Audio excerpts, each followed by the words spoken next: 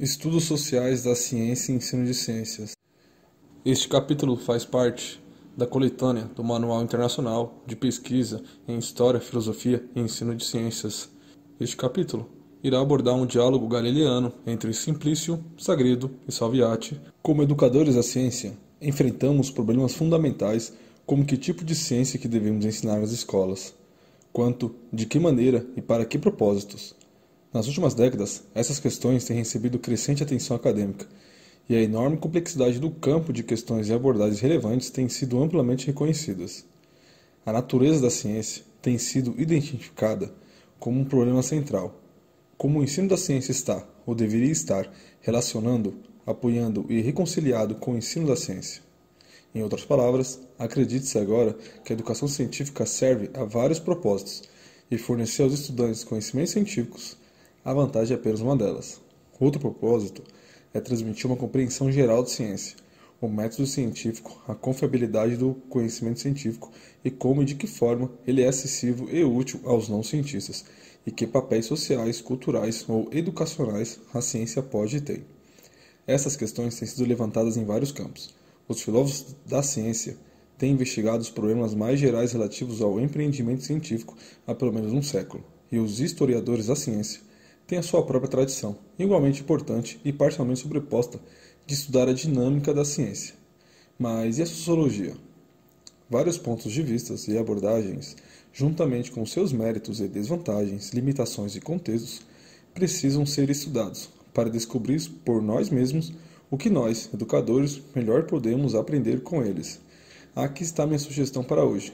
Vamos dar uma olhada em alguns pontos de vista e abordagens mais importantes dentro dos estudos sociais da ciência e submetê-los ao escrutínio de nossa discussão. Afinal, todos estamos familiarizados com os valores pedagógicos de apresentar as ideias em forma de diálogo. Não vejo razão para que a filosofia não possa ser substituída por sociologia ou estudos sociais. E uma citação minha favorita, segundo Feynman, filosofia da ciência é tão útil para os cientistas quanto a ornitologia é para as aves. Você realmente acha que as ciências duras podem ser analisadas de forma significativa com um conjunto de ferramentas das ciências sociais consideradas leves, tendo uma base metodológica muito menos segura do que o seu sujeito? Devemos ensinar os estudos XXX no pouco tempo destinado à ciência de XXX? A maioria dos cientistas tende a entender um pouco mais sobre ciência do que os peixes sobre hidrodinâmica. Como o filósofo Henri Lakatos ofereceu um outro julgamento conciso. É uma pena, pois há uma série de coisas sobre a ciência que os cientistas podem achar muito importante aprender na escola. Quando entram no campo científico, muitas vezes não estão preparados para lidar com o que encontram e com o que não aprenderam com o estudo das teorias científicas. Além disso, nem todo estudante de ciência se tornará um cientista, e aqueles que não encontrarão perspectivas filosóficas tão úteis quanto as sociológicas. Em suma, a ciência parece ser semelhante a outros aspectos da sociedade humana. Similar. A ciência especial exatamente por ser diferente. De que forma seria semelhante? Por exemplo, o poder está concentrado nas mãos de uma pequena minoria, exatamente como na maioria das áreas de atividade humana. Estudos sociológicos revelaram graves desigualdades na ciência, um empreendimento que parece, para muitos, representar valores democráticos. A grande maioria de todas as publicações é escrita por uma pequena maioria de todos os artistas cientistas. E não é só que alguns cientistas tentam publicar mais simplesmente porque são prolíficos, mas quanto mais crédito se tem, mais fácil é a publicação.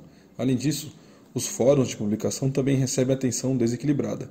Das 30 mil revistas científicas dos últimos 60 anos, aproximadamente 170 eram as mais prestigiosas, e metade de todo o interesse em bibliotecas estava concentrado nessa pequena proporção de todo o corpo de revistas. Desigualdades similares foram identificadas nos padrões de citação, enquanto, na média, cada artigo científico é citado apenas uma vez por publicações posteriores. Na realidade, a maioria dos artigos nunca será citada posteriormente, o que nos deixa com alguns artigos influentes e altamente visíveis que outros leem, cercados por uma míriade de artigos perdidos na ignorância coletiva. Robert Merton, um pai fundador da sociologia da ciência, chamou isto de efeito Mateus. com base em uma citação da Bíblia. Porque qualquer que tiver, a ele será dado, e ele terá mais abundância. Mas qualquer que não tiver, até o que tiver será tirado dele. Mateus capítulo 13, versículo 12. Os cientistas aprendem a viver com essa distribuição de poder, mas pode demorar muito tempo para encontrar, por armar experiência pessoal, o que poderiam ter aprendido já na escola sobre a peculiar meritocracia da ciência. Concordo, todo estudante deve conhecer um pouco de sociologia, provavelmente sobre isso. Se você olhar a ciência como uma atividade, verá que ela é um subsistema ou um campo da sociedade de tamanho institucional, com suas próprias regras a seguir, valores a respeitar, metas a perseguir, normas a serem governadas e etc. Essa atividade é realizada por um grupo social, ou dos cientistas, que está estruturado tanto verticalmente em uma ordem hierárquica, como através de complexas relações de poder, e, horizontalmente, de acordo com mapas disciplinares, fatores nacionais e geográficos, para começar. A ciência conta com uma série de diferentes recursos para cumprir sua função primária, ou seja, a produção de conhecimento confiável, ou teorias empiricamente frutíferas, conhecimentos teóricos e práticos, ou mesmo legitimar várias funções democráticas da sociedade, como Salviati pode alegar. Certos recursos são materiais, como locais de atividade, institutos, universidades, etc., condições financeiras, como salários, bolsas de estudos, e outros recursos técnicos e instrumentais. Outros são simbólicos, como a estrutura de postos, graus e honras, ou protocolos de comunicação e publicação formal, e todos os tipos de normas e valores, como mencionado acima.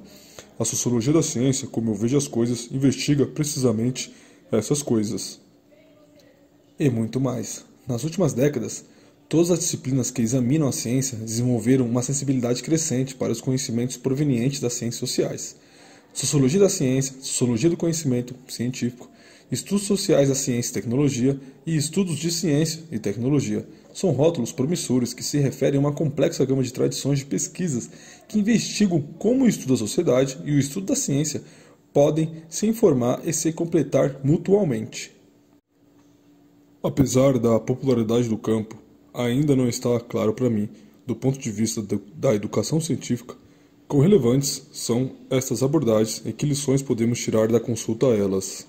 E aqui está a minha resposta. Se introduzimos uma distinção entre a forma da atividade científica e o conteúdo do conhecimento científico, espero que os sociólogos tenham muito a dizer sobre a primeira, mas estão errados se acham que podem nos ensinar algo sobre a segunda. A sociologia da ciência e a sociologia do conhecimento são empresas diferentes.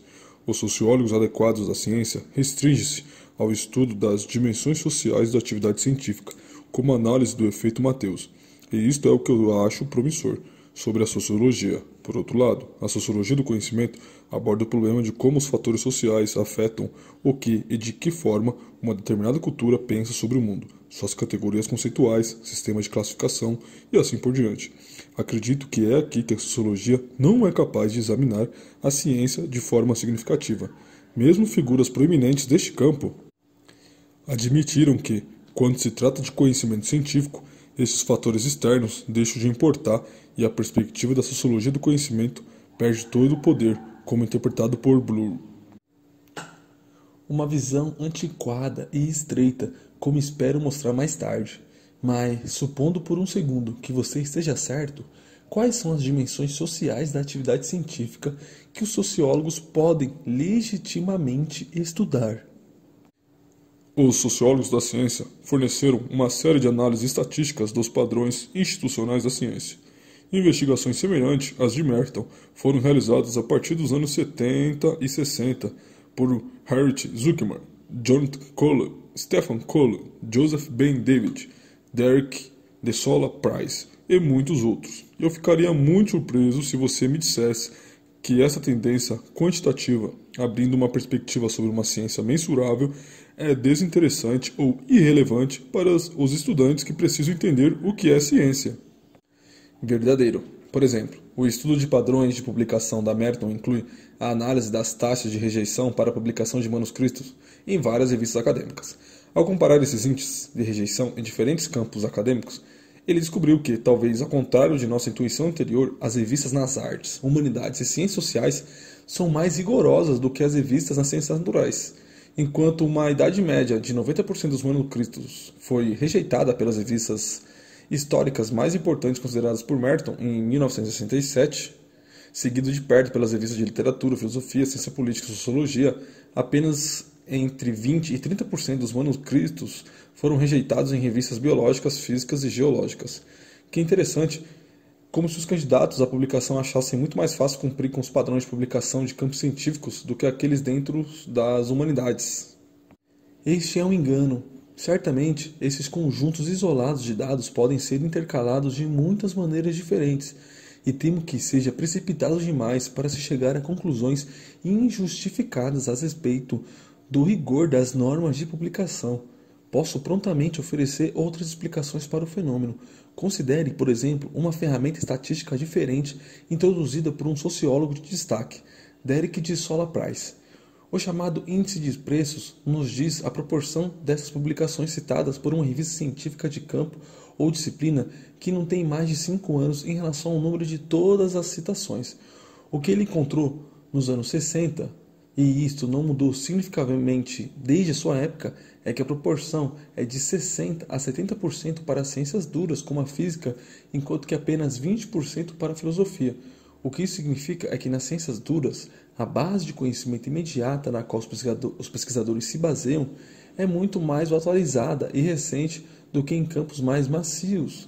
Na minha opinião, este fato desencoraja os amadores, ou seja, supostos colaboradores com formação profissional insuficiente, de submeter suas teorias de estimação a revistas científicas, vendo como eles são incapazes de parte técnica. Os acadêmicos das humanidades, por outro lado, podem acreditar que as regras são menos esotéricas e, portanto, os limites de estudo parecem menos rigorosos, e eles tentam colocar suas vozes apenas para se verem rejeitados também no final. Eu detesto te interromper, querido Salviati, mas não esqueça que os graves problemas metodológicos inerentes às ciências sociais, ao contrário das ciências naturais, as ciências sociais ainda não cristalizaram suas boas dádivas metodológicas e as altas taxas de rejeição de publicação, bem como o uso intensivo de literatura técnica mais antiga, são testemunhas dessa incerteza metodológica. Por volta do início do século XX, vários autores defenderam uma diferença metodológica entre as ciências naturais, por um lado, e as ciências humanas e sociais, por outro. Outros acreditavam que existe algum tipo de unidade para todas as ciências e uma metodologia abrangente que une todos os empreendimentos científicos. Esta crença durou pelo menos 3 gerações. E os participantes se perderam em um oceano de problemas complicados. Eu não ficaria feliz em perder o foco de nossa discussão. No entanto, ambos fizeram uma observação. Simplício está certo quando insiste na importância das descobertas estatísticas e quantitativas sobre a ciência. Elas contribuem em grande parte para a nossa complexa compreensão do fenômeno. Mas Salviati também estava certo quando apontou que as estatísticas podem ser muito enganosas sem o cuidado e a precaução suficientes. É um problema geral que as estatísticas nos deixam na escuridão parcial sobre o significado dos dados. Por exemplo, seguindo padrões de publicação, os números mostram que quando os cientistas se tornam árbitros de seus colegas, os mais jovens são geralmente mais rigorosos e mais propensos a rejeitar do que os colegas mais velhos. Da mesma forma, no que diz respeito à classificação, os pesquisadores com classificações mais altas são mais admissíveis de manuscritos do que os de classificações mais baixas. Tudo isso é fascinante, mas o que isso significa? Nem mesmo aqueles que publicam essas estatísticas parecem conhecer as razões precisas e os mecanismos subjacentes. O que ganhamos se ensinarmos tais coisas aos estudantes que precisam entender o que é a ciência? Como Salviati notou, o ensino de ciências e o ensino da natureza da ciência inclui o ensino dos aspirantes a cientistas, os nunchucks acadêmicos. E se você pensar em uma avaliação de desempenho, o estudo de padrões de publicação tem vantagens óbvias que já utilizamos em nossa atividade científica diária. Se você quiser avaliar o desempenho científico, a maneira mais óbvia é olhar para os pesquisadores individuais. Quantos trabalhos e em que periódicos eles publicaram? Cienciométrica, como eles frequentemente chamam este campo, e também uma de suas próprias revistas, visa medir a produção científica através da contagem de classificação de publicações. calculando fatores de impacto e outros indicadores. Embora tenha suas raízes na sociologia quantitativa da ciência, hoje já se tornou um campo independente que muitas vezes consideramos indispensável. Embora os indicadores para as instituições sejam mais confiáveis do que qualquer ferramenta de medição que compare os pesquisadores individuais. Trata-se de uma ferramenta em que confiamos com muita facilidade quando se trata de avaliação, apesar de alguns problemas fundamentais, como a mudança gradual de medição descritiva da produtividade científica para uma prescrição normativa do que conta como produtividade científica. As inúmeras diferenças de dificuldades reduziram nossa discussão a detalhes de qualidade. Portanto, vamos declarar que a sociologia quantitativa da ciência e os estudos das instituições científicas têm algumas lições claras para ensinar. Como no caso do efeito Mateus, uma das coisas que costumo enfatizar sobre a ciência é que ela é uma empresa humana, com todas as características típicas e imperfeições que todas as empresas humanas têm em comum. As desigualdades de poder são parte integrante de qualquer atividade humana, e a ciência não é uma exceção. É um simples jogo de poder com vencedores e perdedores. Uma afirmação tão profana faria injustiça a Merton, que fez mais do que estudar estatísticas. Acima de tudo, ele procurou identificar o que distingue a ciência de outras coisas que os humanos fazem. Ele descobriu que se trata de um conjunto peculiar de normas que governam a atividade científica, o que equivale a um ethos científico. Há 4 elementos para isso. Universalismo, que significa aceitação ou rejeição de teorias, e é um processo impessoal, onde a origem do cientista que faz a afirmação, por exemplo, de classe, gênero, identidade étnica, é irrelevante para a aceitabilidade de tal afirmação. Comunalismo, ou comunismo, significa que o conhecimento é propriedade intelectual da comunidade, e cada membro tem igual direito de acessá-lo, contribuir para ele ou criticá-lo. Desinteresse significa que a avaliação das reivindicações científicas deve ser mantida independente dos interesses locais e dos preconceitos de certos grupos. Finalmente, o ceticismo orgânico significa que todas as afirmações científicas devem ser submetidas ao escrutínio do pensamento crítico, e nenhum dogma deve ser considerado como estando além do ceticismo. Tenho que admitir que acho essas expectativas divertidas.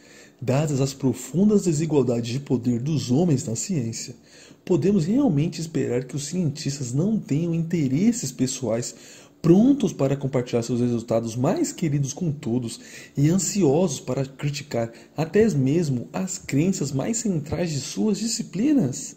Será que nos aproximamos do que é a ciência sem ensinarmos essa visão utópica?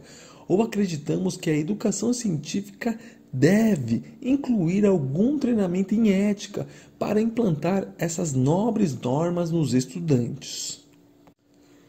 Salviati, nunca tenho certeza se você é irônico ou simplesmente ignorante. As normas de ética científica de Merton confundiram muitos autores, mas fica claro a partir de textos originais que Merton não pretendia apresentá-los como traços de personalidade de cientistas reais ou ideais.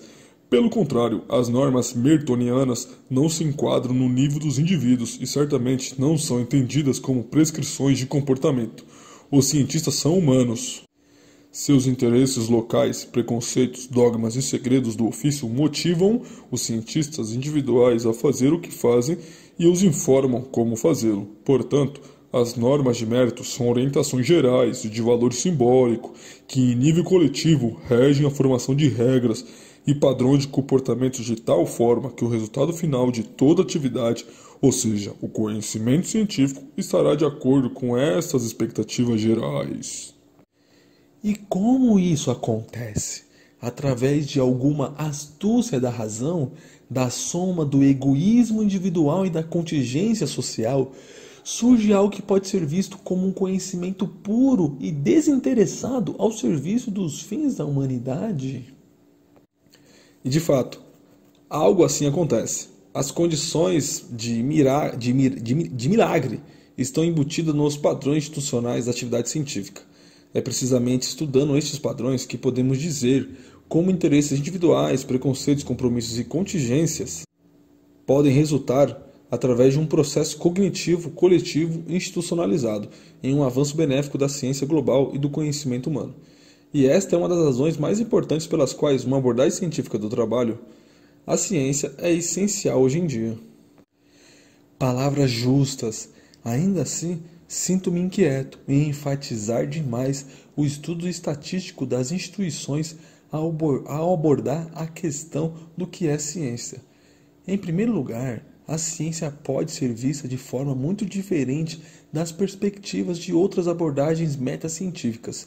Embora seja um sistema de ação organizada para sociólogos, é também um corpo de textos e instrumentos para historiadores, ou um mundo de proposições abstratas e suas relações lógicas com filósofos, para mencionar apenas alguns pontos de vista.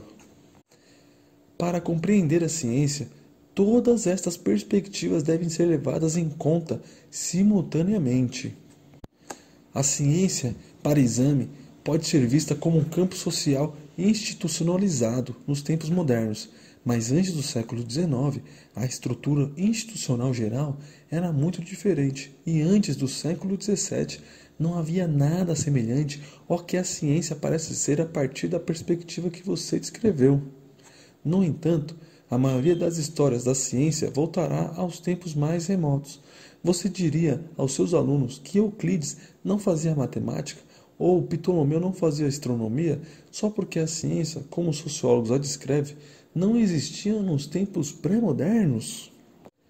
Você está nos provocando novamente. Dizer que a ação social institucionalizada é um aspecto fundamental do que queremos dizer com o termo ciência não é afirmar que ela é tudo o que existe para a ciência, mas o que você acaba de dizer é importante. A ciência não é algo estático e imutável. O desenvolvimento, ou para usar um termo mais neutro, a dinâmica da ciência não consiste apenas em teorias cada vez melhores ou conhecimentos mais precisos e abrangentes, qualquer que seja o seu significado. Pelo contrário, a verdadeira dinâmica da ciência só pode ser revelada ao abordar suas condições sociais e culturais.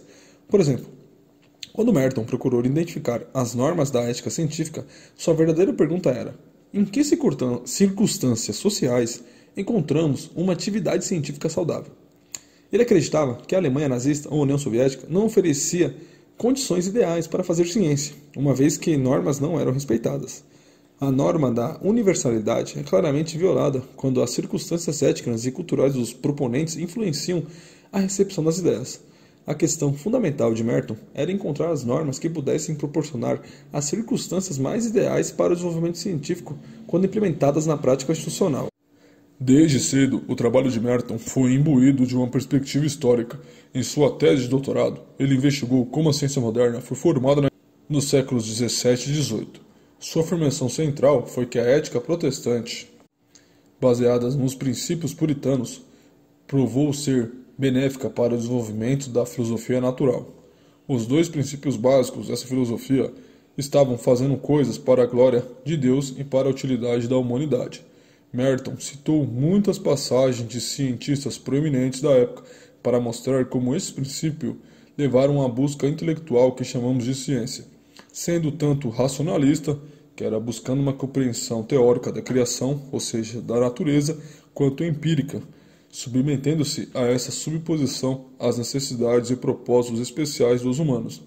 Ele também se baseou em análises estatísticas para estabelecer a conexão entre o desempenho científico e as instituições sociais e descobriu que os protestantes estavam superrepresentados nas sociedades científicas, como a sociedade real, e os novos pontos de vista e resultados científicos encontraram seu caminho para os currículos escolares protestantes mais rapidamente do que para os católicos. E isto é apenas parte da história. O aspecto da utilidade da humanidade é claramente visível se você olhar para os problemas práticos que os primeiros cientistas da época procuravam resolver. Como o poder da Inglaterra dependia em grande parte da navegação pelos mares, ele vem dificilmente foi uma surpresa que os cientistas tenham abordado problemas relevantes para a navegação. Estudaram astronomia para melhorar a navegação e determinar a posição do navio, estudaram o movimento do pêndulo para construir melhores relógios, já que a cronometragem parecia ser essencial para a determinação da longitude, e estudaram hidrostática para construir navios cada vez maiores e mais rápidos. A mineração, outra área vital por trás do conhecimento industrial, estava carregada de problemas que poderiam ser resolvidos pela hidrostática e pela aerostática, como a circulação de água e do ar nas minas. E é claro, a potência, eficiência e precisão de armas de canhões levantou muitas questões relacionadas à trajetória de projéteis, compreensão e explosão de gases, rigidez e constância dos metais, etc. Todas as áreas de pesquisas populares da época. Tudo isso parece indicar que a direção da pesquisa científica é um divertimento da sociedade. Os historiadores soviéticos, com destaque para Boris Hens, já em 1931 tinham opiniões semelhantes às desse período. Eles destacaram o papel das tecnologias militares e de informação durante a Revolução Científica e afirmaram que todos os resultados importantes da época estavam enraizados em questões práticas. Mas mesmo que suas descobertas fossem semelhantes às de Merton, seu ponto de partida era diferente. Hessen e seus colegas trabalharam em uma estrutura que Merton mais tarde considerou inadequada para os propósitos da ciência. Eles seguiram dogmaticamente a suposição ideológica marxista de que são os modos de produção no mundo material que determinam a superestrutura, ou seja, as condições dos processos sociais, políticos e intelectuais. Do ponto de vista deles, a interconectividade da pesquisa científica e das condições sociais é tudo menos surpreendente. Mas se você quiser entender a verdadeira dinâmica da ciência, é melhor consultar as estatísticas. Você sabia que a população total de cientistas está crescendo mais rapidamente do que a população de não cientistas? Essa tendência foi reconhecida por Derek de Sola Price em 1963, que afirmou que a ciência, número de cientistas, revistas, artigos e institutos vinha crescendo exponencialmente desde o final do século XVII, quando a ciência moderna foi criada. A maioria dos indicadores do tamanho da ciência dobra em um período de aproximadamente 15 anos. Isso significa que, em média, a ciência se tornaria 1000 vezes mais populosa em um período de 150 anos. Merton também percebeu que, nas sociedades modernas de seu tempo, a descontribuição etária dos pesquisadores é diferente da de toda a população. Na ciência, as faixas etárias mais jovens estão super representadas. Certamente isso tem consequências profundas para a nossa compreensão de como a ciência funciona. É sempre no presente. Tomando qualquer momento no tempo, cerca de metade dos cientistas da história trabalharam nos últimos 15 anos. Então, um velho cientista que trabalhou 45 anos pode dizer que ele foi ou foi contemporâneo de mais de 90% de todos os cientistas que já viveram até agora. Isso pode nos dizer porque, na maioria das áreas de pesquisa, o índice de preços é tão alto. A ciência recente não é só desenvolvida, mas também é muito mais detalhada e populosa do que a ciência passada. Isto, inevitavelmente, leva a uma especificação crescente, já que uma área de pesquisa se torna grande demais para lidar quando o número de especialistas ultrapassa um limite prático, do modo que novas áreas de pesquisa se dividem de outras para dar lugar a um número cada vez maior de recém-chegados. E quanto tempo pode durar esse milagre? Se a proporção de cientistas aumenta nas sociedades modernas, deve chegar um momento que todos se tornem cientistas. É verdade que a população humana está crescendo de forma mais ou menos exponencial, mas a taxa de duplicação está mais próxima de 30 anos do que 15. Portanto, os cientistas terão que preencher o futuro. Por mim, tudo bem, mas quem vai trabalhar então? Price faz a mesma pergunta. Certamente, tal crescimento deve cessar antes que cada pessoa se torne um cientista. Na prática, a ciência está se tornando simplesmente muito cara para ser paga pelo resto da sociedade. Ao analisar as curvas de crescimento, Price percebeu que o crescimento estava prestes a terminar em breve em sua vida. Depois disso, a ciência precisa se transformar radicalmente a fim de sobreviver. Então você está falando sobre o que o Norton, entre outros, chamaram de modelo para a ciência. Eles perceberam que o contexto social da ciência estava mudando de forma a favorecer projetos multidisciplinares focalizados em problemas específicos do mundo real, enquanto a pesquisa teórica tradicional de longo prazo, confinada a certas disciplinas, que seria um tipo de ciência feita por um modo 1, estava perdendo seu terreno anterior. De acordo com esta visão, os cientistas contemporâneos são solucionadores de problemas no contexto das necessidades tecnológicas, sociais e cotidianas. Seria essa a solução? Exatamente. Ou, para usar outro termo, John Zeman cunhou a ciência pós-acadêmica. para descrever como a ciência acadêmica, financiada mais ou menos indevidamente pelo Estado a fim de conduzir a pesquisa livre, é gradualmente substituída por uma cultura de pesquisa que é apoiada por atores industriais ou corporativos multinacionais para lidar com problemas bem definidos e contextualizados. Se o Estado não puder mais saciar o apetite cada vez maior da ciência, os pesquisadores têm que encontrar outras formas de apoio. Isto parece inevitável, mas as consequências ainda estão longe de ser claras. Parece improvável que o papel da pesquisa básica, uma busca livre do conhecimento, será reduzido radicalmente, enquanto que a pesquisa aplicada, buscando uma solução para um determinado problema específico, dominará a ciência. Além disso, a principal função da ciência não é mais fornecer conhecimento de como o mundo é, mas encontrar respostas a perguntas externas dadas aos pesquisadores por quem quer que os pague. Tudo isso afeta a estrutura institucional da ciência, uma vez que os locais primários de pesquisa são cada vez menos os institutos de pesquisa financiados pelo Estado ou as universidades. Os estudantes que estão considerando uma carreira na ciência achariam claramente essas tendências essenciais em termos de suas escolhas profissionais. E como a estrutura institucional está se transformando, o mesmo acontece com as normas que orientam o comportamento da ciência. Simon argumenta que as normas de Merton estão se tornando obsoletas. O conhecimento já não é universal, já que as respostas científicas são fortemente influenciadas pelas circunstâncias de produção. Os resultados estão cada vez mais indisponíveis de forma gratuita e pública para os outros membros da comunidade, pois são propriedade do detentor da patente. A ciência está, obviamente, longe de ser desinteressada, pois a pesquisa atende aos interesses imediatos do patrocinador. Finalmente, não há tempo para ceticismo organizado em um mundo de prazos e projetos de curto prazo. Espera-se um resultado firme até o final de determinado período de pesquisa. Se as normas de Merton descrevem um estado ideal, do qual a ciência tradicional pode proliferar, Simon abre nossos olhos para uma realidade diferente e mais mundana. Não vejo motivo para desespero. No meu entender, a ciência está se adaptando ao ambiente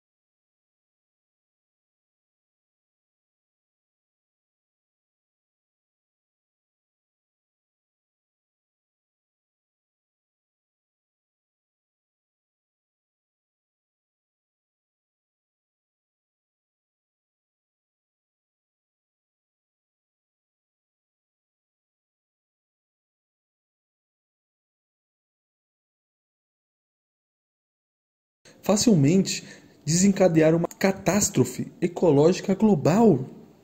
Antes que a ciência possa olhar para trás o longo caminho evolutivo com o qual a natureza pode se vangloriar, suponhamos que o processo seja impulsionado pelos fracassos do passado, em vez de ser atraído para um objetivo. O que Kuhn de Salviati implica para mim é o seguinte: não há necessidade de procurar uma essência da ciência, como as normas de Merton ou as regras metodológicas pré-escritas por filósofos. A ciência é um empreendimento em constante mudança, e voltar nossa atenção para o desenvolvimento do passado abre uma perspectiva que é pelo menos tão informativa quanto o estudo quantitativo de sua forma atual. E esta abordagem é mais profundamente histórica do que a análise de Merton do século XVII ou as estatísticas de Price sobre o crescimento. Deixe-me perguntar o seguinte: se dispensarmos a ideia de que a ciência tem uma essência, ou para dizer menos pomposamente, tem um núcleo constante e imutável de compromissos e orientações, então o que nos resta para ensinar como natureza da ciência? Podemos evitar discutir neste ponto os relativistas pós-kuhnianos de Salviati. Estes relativistas, ou mais precisamente construtivistas, nos forneceram os estudos de casos mais detalhados da ciência em ação, como a ciência boa ou má é realmente feita. A transposição didática de qualquer um destes estudos de caso detalhados pode dar um vislumbre de toda a ciência, em vez de se concentrar em declarações declarativas. Enfatizar em demasia uma perspectiva pode ser tão enganoso quanto aderir a outra. Ainda assim, acho a ênfase de Kuhn nas diferenças perspicaz. Se quisermos entender o que é a ciência, precisamos olhar para ela em vários momentos e culturas e identificar as contingências que nos ajudam a ver melhor por trás do contingente e efêmero. Tudo parece ser contingente para Kuhn em minha leitura. Salviati se orgulhava de cair num termo paradigma, como se a popularidade de um termo fizesse justiça à sua adequação. Mas, na opinião de Kuhn, os paradigmas vão e vêm, eles substituem, e a sua relação é descrita por ele como incomensurável. Ele argumenta que não há postura racional a partir da qual possamos dizer que o novo paradigma é melhor que o antigo, e assim o progresso geral desaparece da ciência. Você diria a seus alunos que a teoria copernicana dos movimentos planetários é tão boa quanto o sistema ptolomaico, uma vez que não existe padrões universais para compará-los? Como educador, eu protesto fortemente. Kuhn é um pouco mais complexo do que isso, pois não se trata de teorias que ele considera incomensuráveis, mas, como você diz, paradigmas. Paradigmas não são teorias e conjuntos de propósitos sobre o mundo, embora contenham teorias e proposições. Eles também envolvem elementos mais básicos, tais como regras e métodos para conduzir pesquisas, soluções de sucesso que servem como modelos para resolver problemas futuros e comentários ontológicos sobre as entidades nas quais nossas explicações se baseiam que nos ajudam a interpretar os fenômenos. Em resumo, os paradigmas são forma de ver o mundo natural. É claro que não queremos ensinar nossos alunos a ver o mundo como os antigos gregos, e podemos argumentar eficientemente que a teoria copernicana é melhor do que a de Ptolomeu, assim como a teoria do movimento de Newton é melhor do que a de Aristóteles. Mas é importante para nós ter em mente que essas teorias, como as apresentamos, são interpretadas em nosso paradigma, confiando em nossas próprias perguntas e critérios de avaliação, e nossos julgamentos são guiados por nossos próprios interesses e predisposições. Exatamente. E acredito que esta perspectiva radicalmente histórica pode ajudar os estudantes a ver a ciência de uma distância saudável, contextualizando aqueles elementos da ciência moderna que, de outras formas, eles veriam como evidentes. Tomemos a física newtoniana como exemplo. A fim de mostrar seus méritos, apresentamos a eles as mesmas soluções que fizeram os newtonianos tão bem-sucedidos. Falamos de pêndulos balançando, bolas colidindo, o alongamento de molas ou o movimento de planetas. E eis que estes são fenômenos onde a teoria de Newton fornece explicações simples e eficientes. Então Newton estava correto. Mas será que pêndulos, bolas, colidindo, molas e planetas são importantes para um estudante médio? Sugerimos implicitamente que a chave para entender o mundo físico é abordar estes fenômenos e muitos acham esse tipo de física irrelevante e enfadonha, sem ensinarmos qualquer história da ciência.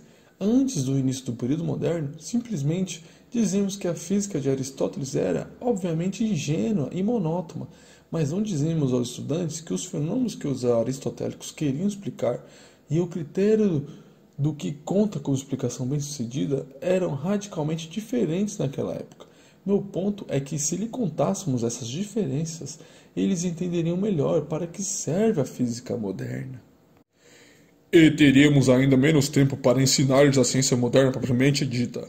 Afinal, Aristóteles viveu muito tempo, e não vejo por que ele teria qualquer interesse para nós se você estiver correto ao afirmar que seu mundo era radicalmente diferente. Não acredito em arrebatais radicais e não posso aceitar que cada novo paradigma recomeça tudo completamente de novo. Caso contrário, como poderíamos aprender com o passado se não há nada em comum entre eles? O conceito de incomensurabilidade é altamente questionável.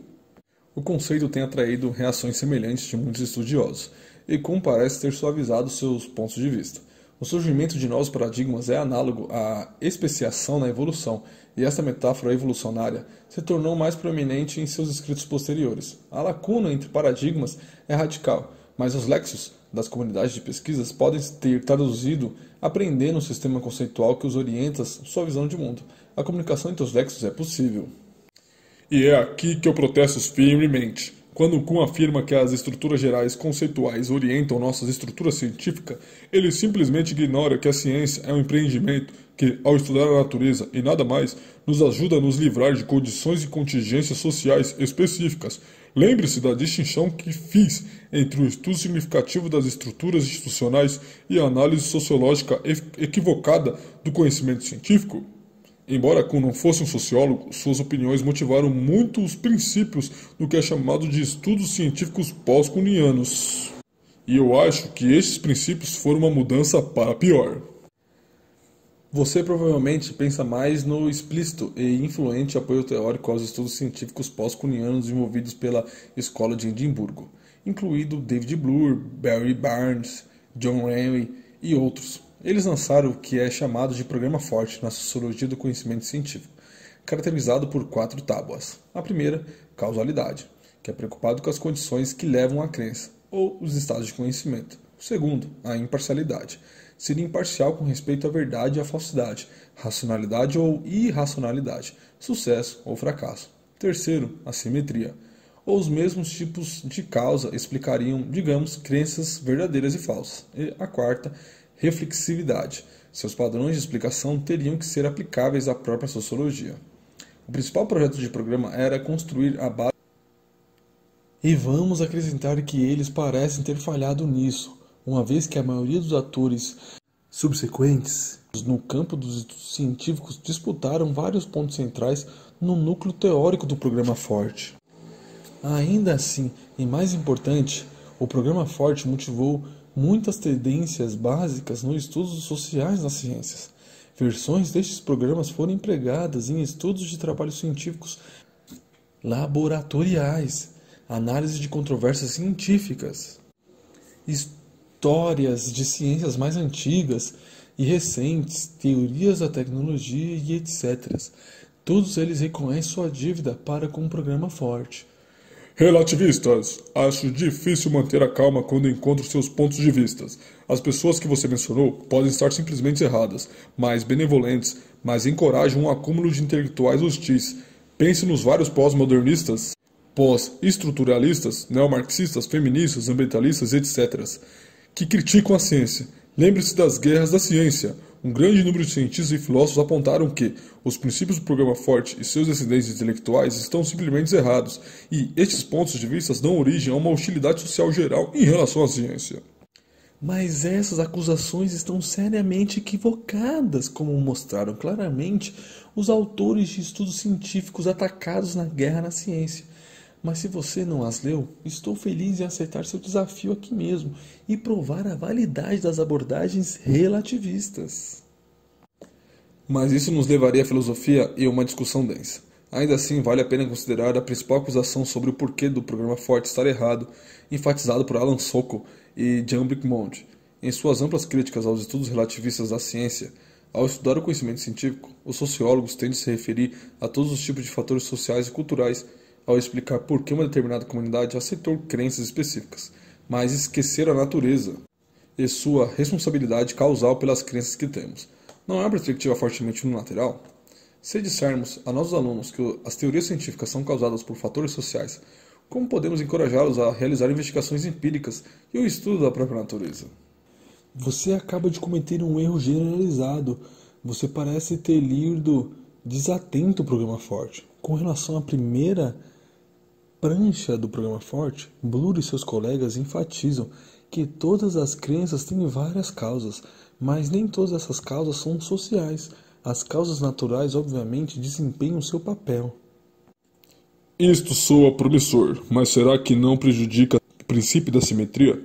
Já que as verdadeiras crenças certamente têm mais causas naturais e as falsas crenças devem ter mais causas sociais? Se os sociólogos examinassem todas as causas que levam a uma crença, eles certamente se dariam conta disso. Então, por que eles não falam sobre causas naturais? As razões são múltiplas e variam de autor para autor. A razão simplesmente é que a pesquisa sociológica não tem acesso à natureza independente da ciência natural, como o próprio objeto de seu estudo. Portanto, natureza aparece apenas em crenças sobre ela. É uma interpretação puramente metodológica, defendida, por exemplo, por Harry Collins, chamado de relativismo metodológico. David Bloor oferece uma outra explicação metodológica quando afirma que os sociólogos estão interessados apenas nas diferenças entre teorias rivais e como a natureza que os pesquisadores estudam é a mesma. São os diferentes fatores sociais que resultam em diferentes interpretações da mesma coisa. Mas mesmo Bloor também dá argumentos filosóficos semelhantes aos de alguns autores construtivistas, como Karen Knautina. De acordo com essa visão, como o papel casual da natureza é totalmente indeterminado e inacessível, independentemente das crenças que temos sobre elas, tudo o que concebemos é constituído por nossas crenças e categorias anteriores.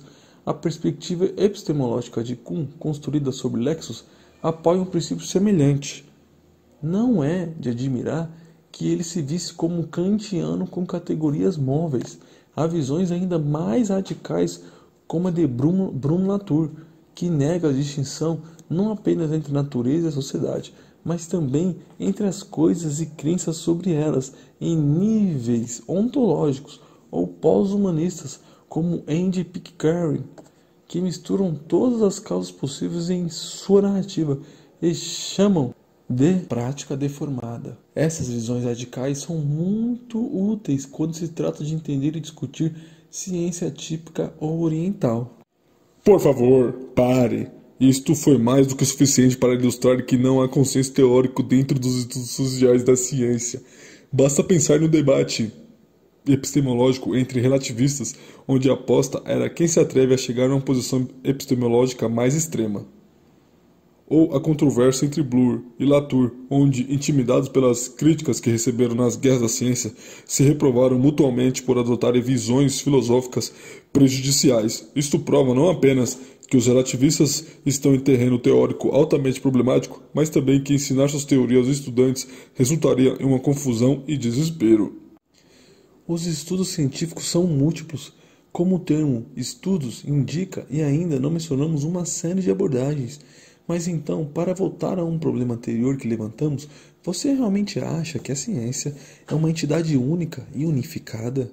Enquanto a ilusão positivista de unidade foi expressa pelo lançamento da ambiciosa Enciclopédia Internacional da Ciência Unificada, com 14 ou 26 volumes planejados, nunca apareceram. O segundo e último volume continha, ironicamente, o livro revolucionário de Kuhn sobre as evoluções. Autores de estudos científicos pós-kuhnianos defendem desunião da ciência, e construtivistas como Knorr-Cetina veem diferentes campos científicos como culturas epistêmicas desconectadas, e podemos ir além do simples reconhecimento da desunião. Graças aos estudos científicos, temos agora ferramentas conceituais para trabalhar fenômenos de fronteiras entre e em torno de áreas científicas. Pense no trabalho de fronteira introduzido pelos estudantes de Merton, Thomas Gear, para descrever os esforços ideológicos e retóricos que desenham e mudam diferentes fronteiras. Ou pense em objetos de fronteiras, entidades que conectam vários grupos nas grandes redes da ciência, organizações de fronteiras, infraestruturas de fronteiras ou as zonas de comércio, que surge quando grupos com diferentes enculturamentos fazem pesquisas juntos. Não consigo pensar em tantas coisas simultaneamente, e sou repelido por esta cacofonia conceitual e metodológica. Mas posso antecipar seu ponto de vista. Se não existe uma entidade única como ciência, mas apenas redes de ciência, então o que nos resta para ensinar como natureza da ciência? E aqui está minha resposta.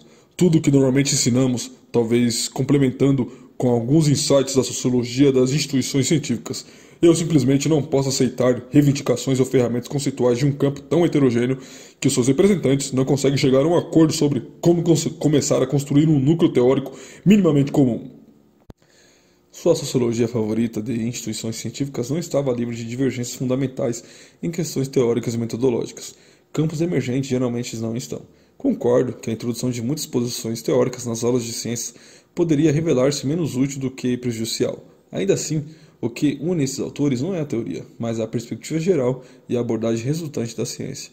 Assim como os homens de Saviati, como foi dito anteriormente, a ciência pode ser vista como um conjunto de práticas humanas que são tão contingentes, políticas e orientadas para interesses oportunistas e mundanas como qualquer outro empreendimento humano.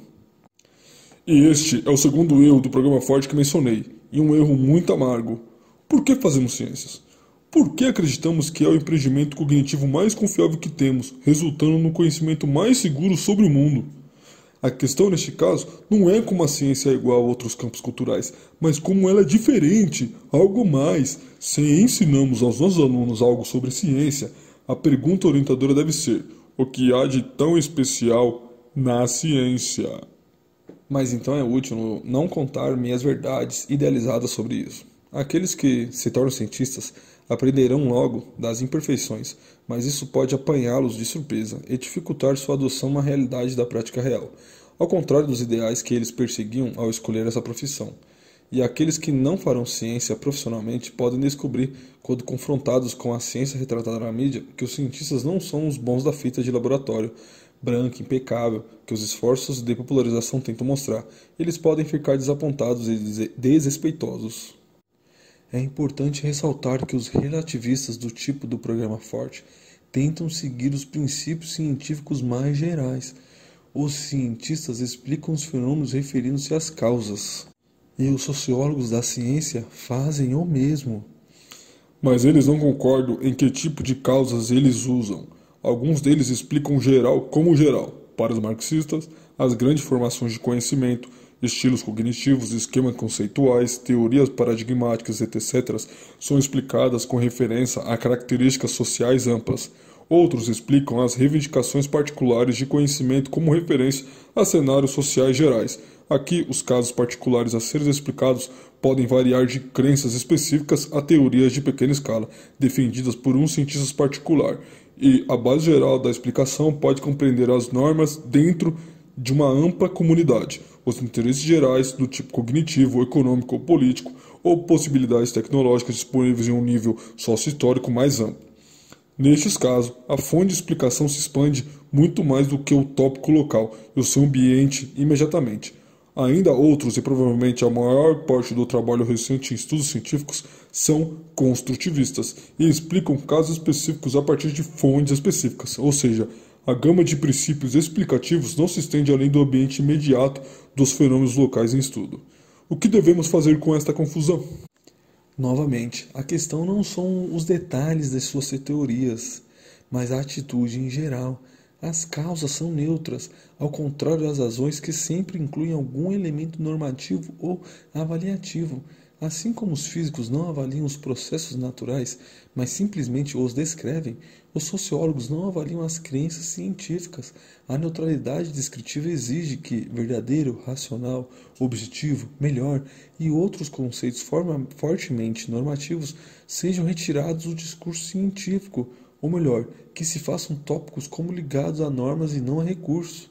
Essa falta de tom avaliativo é frequentemente vista como a própria avaliação, quando substitui um discurso que normalmente é avaliativo. Um bom ponto. Para citar uma analogia adequada de Harry Collins, os sociólogos querem explicar por que membros de uma determinada comunidade acreditam que um vinho possa se transformar em sangue, enquanto membros de outra comunidade não acreditam. Como a comunidade que acredita mantém uma avaliação positiva das normas que justificam sua crença, a análise será vista como uma desqualificação de sua reivindicação e de todo o seu fundo cognitivo junto a ela. Ao mesmo tempo, um grupo que não acredita terá a mesma impressão a respeito de sua própria posição, e pela mesma razão, mas os sociólogos simplesmente não querem decidir e, portanto, levar em conta se o vinho pode ou não de fato se transformar em sangue, buscando a explicação causal sobre o motivo pelo qual os participantes do regime nazista se comportaram da mesma forma que eles. O relato será visto como apresentando desculpas injustificadas, dessa vez por causa da falta de uma avaliação negativa geralmente aceita, ligada ao assunto. Agora estamos acostumados a um discurso sobre a ciência que é altamente elogiável, e a falta deste tom positivo parece degradante para muitos. Mas esse discurso neutro é inútil quando o propósito do educador é construir o respeito pela ciência. Mas é apenas um dos propósitos. Entender como a ciência funciona é outro. e as histórias heróicas sobre grandes realizações de grandes mentes não fazem justiça aqui. Deixe-me oferecer outro aspecto aqui. O historiador da ciência Stephen Shapin acrescentou em sua voz as guerras da ciência quando, parafraseando o famoso embuste de Sokal, ele coletou uma lista de declarações expressando o credo associado aos relativistas e depois revelou que todas as declarações foram feitas por cientistas proeminentes. Uma moral da história é que, embora os cientistas concordem na maioria das questões científicas, ou seja, sua base de conhecimento consensual, excluindo as sondagens muito recentes que disputam, eles discordam fortemente quando se trata de compromissos metacientíficos, já que alguns compartilham muitas visões relativistas sobre a natureza política da ciência ou a contingência social de nossos conceitos científicos, enquanto outros se agarram a uma imagem da ciência como uma voz inevitável da natureza. Declarações, incluindo essas, não existe tal coisa como método científico. Os cientistas não encontram ordem na natureza e eles a colocam lá. Novos conhecimentos não são ciência até que se tornem sociais, e outras são geralmente associadas com uma abordagem.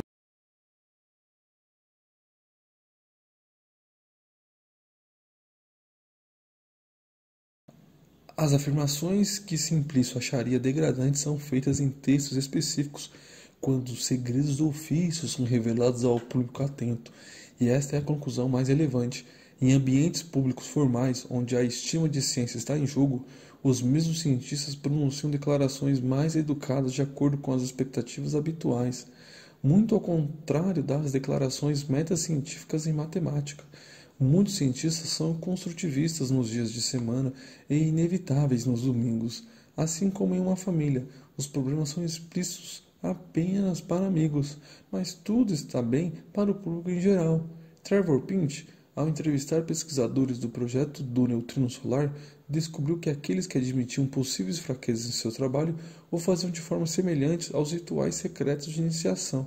Mas se confiarmos nas mentiras brancas dos cientistas nas aulas de ciências, os estudantes são enganados e, como o Sagredo apontou, eles ficam desapontados mais tarde quando enfrentam a realidade. Muito bem, concordo que esse círculo entusiasmado, mas pequeno, do programa Forte oferece suas descrições com intenções justas. Mas e aquelas numerosas pessoas do XXI, do XX aquilo, pós isso aquilo, das humanidades que mencionei anteriormente, cujo objetivo explícito é criticar, desacreditar e desmascarar a ciência. Devo eu dizer aos nossos estudantes que a ciência moderna é capitalista, masculina, machista e politicamente opressiva e que é uma grande narrativa obsoleta que devemos dispensar da melhor forma? É praticamente impossível fingir que a ciência é para o benefício puro da humanidade, em um nicho independente e transcendente da cultura. A ciência sempre esteve inserida em um ambiente cultural entrelaçado com os aspectos tecnológicos, econômicos, sociais, políticos e de todos os tipos, e é difícil negar que a ciência cresceu enorme e poderosa, mudando fundamentalmente as modernas sociedades tecnológicas e de informação. Uma grande parte dos estudos de casos sociológicos recentes foca, portanto, em política científica, política da ciência, inovações, riscos, interesses e todos os tipos de coisas que são claramente relevantes para os estudantes, independente de eles se tornarem ou não cientistas. Entendo como esses assuntos são relevantes para os futuros cientistas, mas não tenho certeza porque eles poderiam ser de grande interesse para os leigos. Considere a terceira onda em estudos científicos, defendida por Harry Collins e Robert Evans, em um trabalho que se tornou uma das obras mais citadas na área. Ao se defrontar a fronteira entre os especialistas e o público e substituí-la por uma tabela periódica de especialistas em um programa chamado de Estudos de Especialização e Experiência, o documento tenta conceitualizar a tomada de decisões em cenários de políticas mistas. A primeira onda tentou levar em conta os sucessos da ciência como um dado adquirido, e a sociologia tradicional da ciência representaria este princípio. A segunda onda desafiou o respeito automático e ofereceu descrições naturalizadas da ciência como um esforço profundamente humano, que seria o programa Forte em suas muitas versões subsequentes. Eu gosto de brincar com a ideia de diferentes tipos de graus de especialização, especialmente de meta-expertise, que se refere a habilidades pelas quais nós, leigos, nos tornamos capazes de avaliar as reivindicações dos especialistas. Você só deve estar brincando. Se um especialista por definição é muito mais conhecido que um leigo, como esse último pode legitimamente avaliar o que o primeiro afirma? Confiando na discriminação social ao invés do conhecimento técnico. Se dois especialistas discordarem, posso verificar suas credenciais, posições, classificações históricas e etc. A maioria das pessoas não tem domínio suficiente, por exemplo, da teoria da evolução para julgar se os protagonistas do design inteligente estão provavelmente certos ou provavelmente errados, mas eles ainda podem avaliar a proporção aproximada de especialistas que apoiam os pontos de vista confrontadores ou os status de seus fóruns de publicação dentro de uma comunidade científica, ou suas fileiras de credenciais, ou a relevância de suas pesquisas de retaguarda, ou a origem dos fundos que apoiam seus institutos, e assim por diante. E afirmo, se você pode chegar a um julgamento bastante seguro aqui, sem ter que se tornar um especialista. Entretanto, é isso que me deixa desconfortável aqui. Os estudos de expertise e experiência rejeitam explicitamente a postura puramente descritiva adotada pelo que eles chamam de segunda onda e defendem intenções normativas para nos guiar em nossas decisões meta-especialistas. E por que isso incomoda? Por que não ser normativo na sala de aula? A neutralidade descritiva torna-se impotente quando seus alunos lhe perguntam se eles deveriam acreditar na teoria da evolução ou os apoiadores do projeto inteligente, ou quando eles pedem sua opinião sobre a dança da mesa, ou quando procuram seu conselho para ver que tipo de médico, curandeiro espiritual ou xamã. Você os deixaria com o enigma feyerabенdiano sobre vale tudo pela falta de padrões de decisões racionais? Posso ser um especialista em educação científica, mas não sou nenhum especialista científico em todas as questões. Quero preparar meus alunos para serem capazes de decidir por si mesmos, em vez de seguir minha voz autoritária. Então eles precisam adquirir critérios segundo os quais tomam suas decisões e não vejo como você pode evitar ser normativo aqui. Vocês não podem apresentar aos seus alunos todas as abordagens que já existiram e dizer, eu não sei qual é melhor, vejam por vocês mesmos. Eu realmente gosto da ideia de discriminação social. Se as avaliações dos metas-experts dependem dos julgamentos sobre as fileiras, fóruns de publicação, institutos e esse tipo de coisa, então a primeira onda, a sociologia das instituições que precisamos ensinar, mas apenas o básico essencial, é claro. A segunda onda relativista é inútil aqui. Longe disso. Para a maioria dos atores relativistas, a ênfase não está nos temas que discutimos, mas nos estudos de casos detalhados a que eles oferecem para revelar como a ciência funciona. Se você quer entender a dimensão social da ciência, você precisa ver as contingências inerentes à pesquisa de laboratório, comunicação e interpretação dos resultados, escolhas de métodos e teoria, resolução de controvérsias, etc. E isso é precisamente o que a chamada segunda onda nos ensinou. A imagem da ciência oferecida pelos filmes e livros populares, ou, aliás, a imagem oferecida pela literatura popularizante dificilmente pode ser comparada com a prática real da ciência. Se os estudos de experiência e expertise apela para o uso de inteligência social e argumenta que as pessoas modernas adquirem um pouco dessa inteligência apenas por estarem imersas na sociedade, então minha resposta é que essa discriminação geral se torna insuficiente quando se enfrenta a ciência. Os leigos mal reconhecem nenhum detalhe de como os cientistas trabalham, então como poderíamos esperar que eles fossem metaperitos em um mundo de especialização científica? Por que não deixá-los contar com o testemunho de especialistas? Deixe-os acreditar no que dizem os especialistas, pois é por isso que temos especialistas. Eles têm autoridade epistêmica e responsabilidade. Sua sugestão gira em torno da validade do chamado modelo do déficit para a compreensão pública da ciência. Ele vê os leigos como passivos no recebimento do conhecimento científico e se baseia em uma premissa que é modelada na situação tradicional da sala de aula de ciências, ou seja, que os leigos como os estudantes são vistos como ainda ignorantes da ciência, mas capazes de ter sua cabeça cheia de conhecimento difundido a partir de centros de produção de conhecimento. Tal processo é benéfico, pois aumenta a literatura científica dos leigos e sua capacidade de resolver problemas técnicos relacionados, seu grau de racionalidade, seguindo as regras de um método científico e, finalmente, sua confiança e respeito pela ciência. Você pode oferecer algo melhor? Certamente, se você considerar a forma como os leigos cientistas se encontram em nossas culturas presentes. De acordo com a premissa muito mais plausível do chamado modelo contextual, os membros do público não precisam de conhecimento científico para resolver seus problemas, nem têm espaços vazios de memória para receber conhecimento científico. Em vez disso, a mente do público está repleta de estratégias intelectuais para lidar com os problemas que encontram durante as suas vindas e indas, e alguns desses problemas estão relacionados à ciência. Assim, o público ativo se volta para a ciência, mais precisamente para os especialistas científicos, com as perguntas enquadradas no contexto de sua vida cotidiana. Afinal, vivemos em um mundo onde a maioria das tarefas é melhor executada e a maioria das perguntas é melhor respondida por pessoas específicas com habilidades em base em conhecimento excepcional, chamados especialistas. E qual é a diferença entre dizer o que os cientistas nos ensinam como é e o mundo e dizer que nossas perguntas são respondidas por especialistas científicos? Não é uma forma extravagante de expressar velhas trivialidades? De jeito nenhum. As perguntas que interessam ao público raramente podem ser respondidas por ciência pronta, depositada em livros didáticos. Elas pertencem à ciência em um processo de elaboração. Em vez de pergunta como os planetas ou um pêndulo se movem precisamente, para as quais existem respostas que são consensuais e, no entanto, em sua maioria irrelevantes para o público, eles querem saber, por exemplo, quais materiais ou atividades são saudáveis. Essas perguntas são, ainda, controversas na ciência, e nenhum especialista se depara com uma infinidade de opiniões de especialistas diferentes e parcialmente contraditórios, a partir das quais eles têm que construir seu próprio sistema de crenças. Posso objetar que os especialistas científicos sempre chegariam a um consenso se lhes fosse dado tempo suficiente, mas você provavelmente objetaria que a tomada de decisões na política e na economia é geralmente mais rápida que a tomada de consenso na ciência, se tomarmos como certo o cenário pós-acadêmico.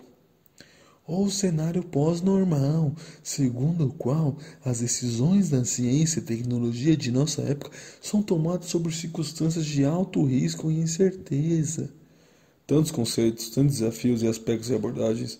Uma coisa que descobrimos é que os estudos sociais das ciências se desenvolveram claramente, se tornarão um campo de especialização que tem crescente relevância para os educadores da ciência.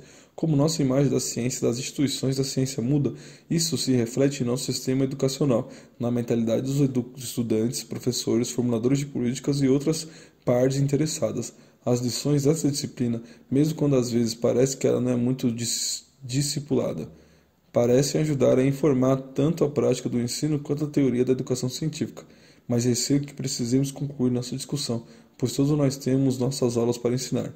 Espero que achemos nossa discussão inspiradora. Sem dúvida.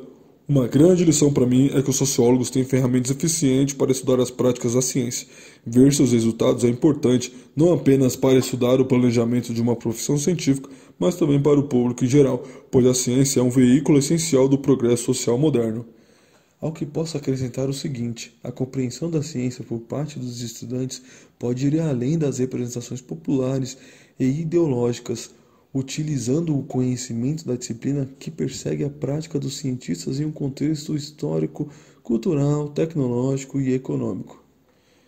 E tudo isso implica que uma frase retorne à ciência, vendida como natureza da ciência, metáforas aguadas, analogias fantasiosas ou algoritmos simplificados de metodologia, dificilmente pode capturar o conhecimento necessário para desenvolver a compreensão do que é ciência. O conhecimento que os cientistas conhecem sobre a natureza e sobre a ciência são ambos ingredientes essenciais da educação científica.